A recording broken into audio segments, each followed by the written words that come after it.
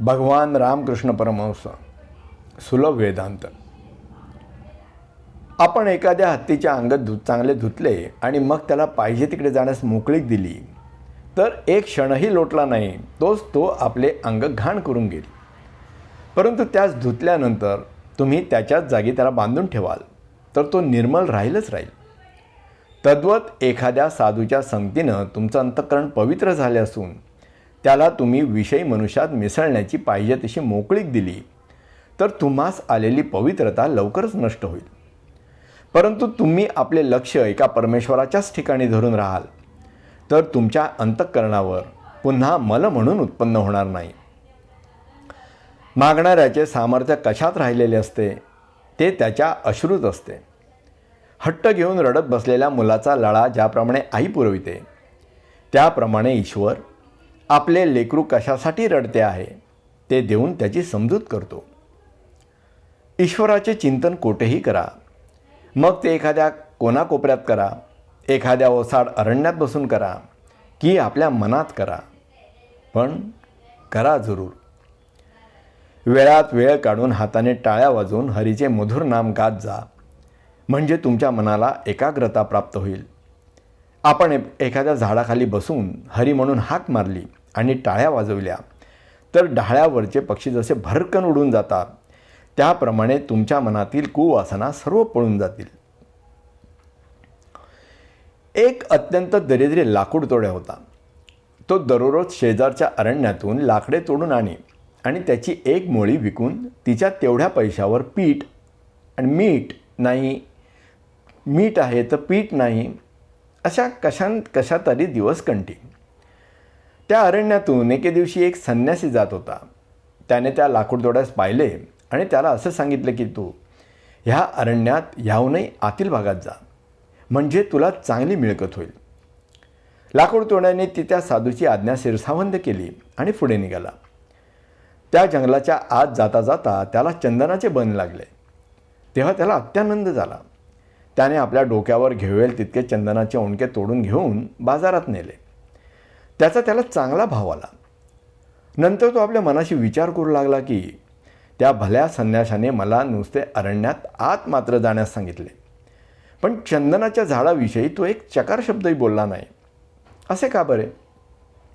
असा विचार करून तो दुसऱ्या दिवशी त्या चंदनाच्या वनाच्याही पलीकडे गेला. तेथे त्याला एक तांब्याची खाण सापडली.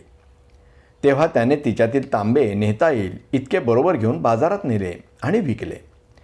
त्याचा त्यास खूप पैसा मिळाला. दुसऱ्या दिवशी तो तांब्याच्या खाणीजवळ न थांबता साधूने सांगितल्याप्रमाणे पुढेच चालू लागला. तेव्हा त्यास रुपयाची खाण लागली. त्यातील नेता येईल तेवढे रुपये घेऊन ते विकले. त्याचा पैसा पहिल्याहूनही अधिक आला. ह्याप्रमाणे प्रत्येक दिवशी पुढे जाऊ लागला. तसा तसा त्या सोन्याच्या आणि हिऱ्याच्या खाणी लागल्या आणि सरते शेवटी तो मोठा श्रीमान झाला.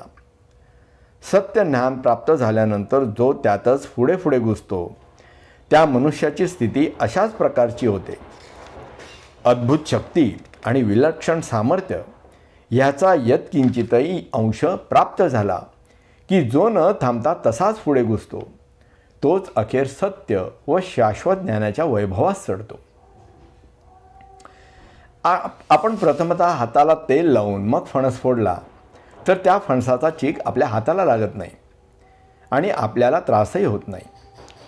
तद्वत परमात्म्याच्या सत्यज्ञानाचे तुम्ही आपल्याला एकदा अस्तर घालून सोडा आणि मग कनक आणि कांता यांच्या गर्दीत खुशाल राहा. त्याचा तुम्हाला यत्किंचेही संसर्ग बाधणार नाही. जो पोहावयाला शिकवतो त्याला काही दिवस पोहायचा अभ्यास करावा लागतो. एकाच दिवसाच्या अभ्यासाने काही समुद्रात पोहता यायचे नसेल तर त्यात तुम्ही पट्टीचे पोहणारे होईपर्यंत प्रथमतः तुम्हाला अनेक निष्फळ यत्न केले पाहिजेत. मनुष्याला मुक्ती केव्हा मिळेल? त्याचा अहंकार रसातळात जाईल तेव्हा. एखाद्याच्या पायात एखादा तीक्ष्ण काटा शिरला तर पहिला काटा काढण्यासाठी तो दुसऱ्या काट्याची मदत घेतो आणि नंतर ते दोन्हीही घेऊन फेकून देतो. त्याप्रमाणे नुसते व्यवहार ज्ञानसुद्धा आल्याचे डोळे झाकणारे जे वैषयिक अज्ञान ते काढून टाकते. कारण ते ज्ञान आणि अज्ञान ही दोन्हीही खरोखरच अविद्येत मोडतात. आणखीन जो मनुष्य उच्च प्रतीचे किंवा परमात्म्याचे ज्ञान प्राप्त करून घेतो, तो अखेरीस आपण द्वंद्वातीत होऊन ते ज्ञान आणि अज्ञान ही दोन्हीही जुगारून देतो. तुम्ही मायेच्या खणपटीला बसून तिची विश्वव्यापक मुलं दाखवून द्याल तर ती चोर उमगला म्हणजे जसा पळत सुटतो तशी तुमच्यापासून पळून जातील. परमेश्वराची प्रार्थना मोठ्यानेच केली पाहिजे का? त्यांची प्रार्थना तुम्ही वाटेल तशी करा तरी तो ती ऐकणारच, कारण मुंग्यांची पावलेसुद्धा त्याला ऐकू येतात. एक मिठाचा, एक कापडाचा व एक दगडाचा असे 3 निरनिराळे पुतळे तयार केले. आणखीन ते पुतळे नेऊन जर पाण्यात बुडविले तर पहिला पुतळा पाण्यात विरघळून जाऊन त्याचा आकारच नाहीसा होऊन जाईल. दुसरा आपल्या अंगामध्ये घेवेल तेवढे पाणी साठवून घेऊन आपला आकार जसाचा तसाच कायम ठेवेल. आणखीन तिसऱ्याला पाण्याचा काहीच संस्कार घडणार नाही. जो मनुष्य आपला आत्मा विश्वमय करून आत्मस्वरूपाच्या व्याप्तीने तादात्म्यता पावतो त्यासारखा पहिला पुतळा होय. म्हणजे मुक्त पुरुषाची प्रतिमा ती ईश्वरी प्रसादाने आणि ज्ञानाने तुडुंब भरलेला असा जो एकनिष्ठ भक्त असतो त्याची प्रतिमा दुसरा पुतळा होय. आणि तिसरा पुतळा ज्याच्यामध्ये सत्य ज्ञानाचा एक बिंदूसुद्धा शिरत नाही अशा प्रापंचिक मनुष्याचा असे समजावे. केवळ ग्रंथावलोकनाने ईश्वराचे स्वरूप ओळखण्याची जो खटपट करतो तो काशीच्या नकाशावरून किंवा चित्रावरून काशी क्षेत्राची समजूत घालण्याची खटपट करणाऱ्या मनुष्याप्रमाणे समजावा. एका मनुष्याने एक विहीर खोदण्यास प्रारंभ केला. 30-40 हात खोल गेली तरी तीत एकही पाण्याचा झरा दृष्टीस पडेना.